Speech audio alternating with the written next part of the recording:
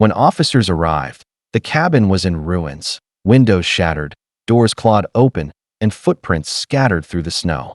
But what they found inside left them speechless.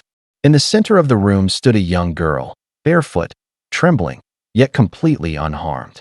Around her were two massive black wolves, their eyes glowing gold in the flickering light. "Don't hurt them," she whispered. "They saved me." Just hours earlier, that same girl had been alone when three men broke into her home, thinking she was an easy target. What they didn't know was that she never truly lived alone. And by the time the night was over, every intruder learned exactly why this place was called the Cabin of the Wolves.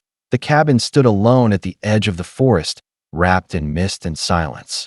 To most people, it was a place of mystery, an old wooden house where no one dared to visit after dark. But for Mara, it was home.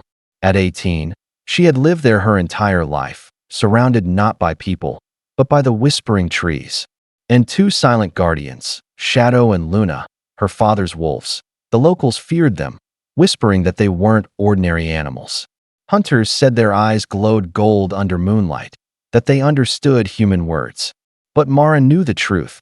They were gentle with her, protective, loyal. After her father's death, they'd never left her side.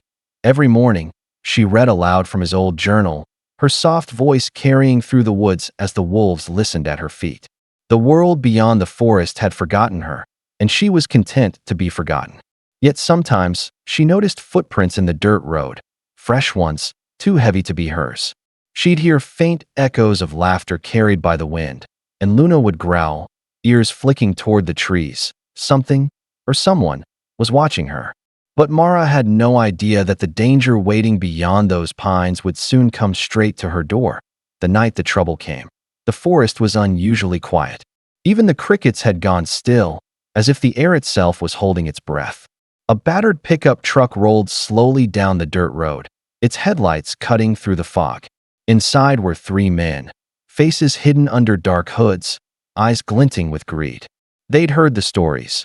A girl living alone in a cabin, cut off from the world, rumored to have money left behind by her late father. Easy target. No neighbors, no witnesses. Quick in and out, the driver muttered. Grab what we can, no one gets hurt. But the youngest man in the back hesitated. You sure she's alone? He asked. The leader smirked. Just a girl and a few pets. Miles away, inside the cabin, Luna lifted her head, ears twitching. A low growl vibrated through her chest. Shadow was already on his feet, eyes fixed on the window. Mara looked up from her book, heart skipping. What is it, girl? She whispered, the power flickered. Then, darkness. A noise outside. A crunch of boots on frozen ground. Luna's growl deepened. Shadow pressed against the door, muscles tense. And for the first time in years, Mara realized. She wasn't alone in the woods tonight. The sound came like thunder, the front door splintering off its hinges. Mara screamed, stumbling backward as shards of wood flew across the room. Three dark silhouettes stormed inside, flashlights cutting through the shadows. Where's the money? One barked, his voice harsh and shaking. Luna lunged instantly, teeth bared, a guttural snarl ripping through the silence. Shadow circled the men, his golden eyes glinting like fire. Call off your dogs. The leader shouted, stepping forward with a crowbar raised. But Mara's voice trembled. They're not dogs. Before he could react, Shadow charged, slamming into him with bone-cracking force. The man hit the floor, gasping as Luna leapt toward the second intruder. Chaos erupted, growls, shouts, the sound of glass breaking. The third man fired his gun in panic. The shot missed, ricocheting off a beam. Mara dropped to the ground, crawling toward the back room, tears streaming down her face. Please stop, she cried. But the wolves didn't, because this wasn't an attack. It was protection. The men scrambled for the door, bleeding and terrified. One screamed, they're not normal, as he stumbled into the snow.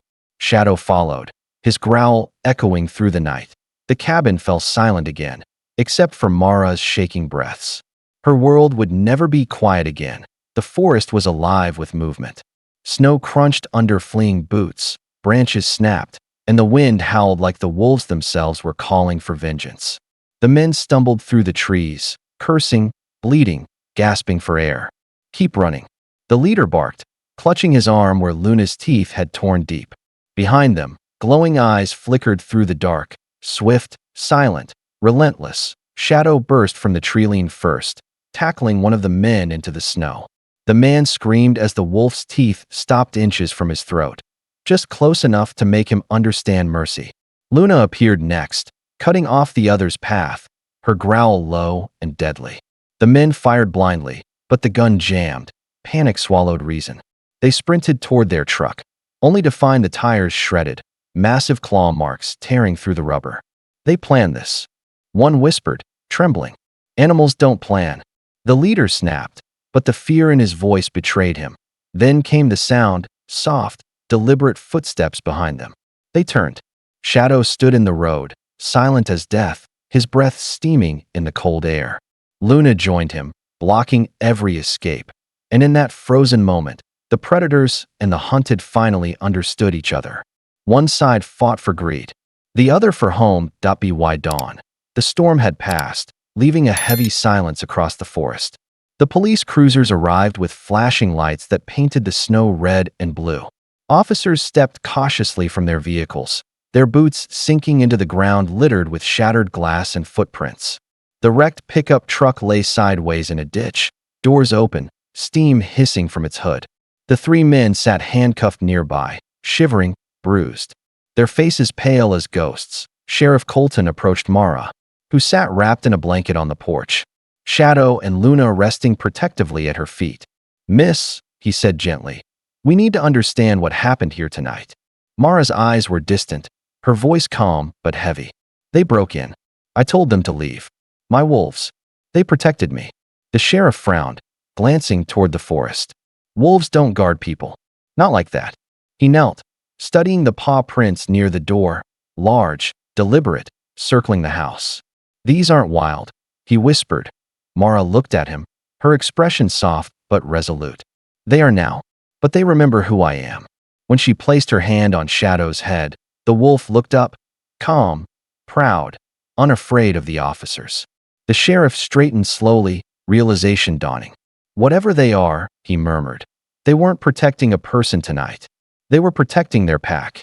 Weeks passed, and the story spread like wildfire. Newspapers called it the miracle at Silver Pine Cabin. Some said the wolves were trained guard dogs. Others whispered they were spirits, protecting the girl of the forest. But Mara never corrected them. She simply rebuilt her door, repainted her father's cabin, and returned to her quiet life among the trees. Sometimes, when the wind howled through the valley, townsfolk swore they heard wolves answering back. The same officers who'd once doubted her now avoided that part of the woods after dark. Only Mara dared to walk there, barefoot, fearless, her soft voice echoing through the pines as she called their names: Shadow, Luna. And always, without fail, two golden lights would appear between the trees. They never came closer, but they never left her side either. It was their way of saying they were still watching, still guarding, still home. One evening, as the sun dipped behind the mountains, Mara carved something into the porch post. Just 4 simple words: family isn't always human. She smiled softly, brushing her fingers over the carving. Behind her, a distant howl rose, lonely, proud, eternal, and those who lived in Silver Pine still tell the story. The night the wolves reminded mankind what loyalty truly means.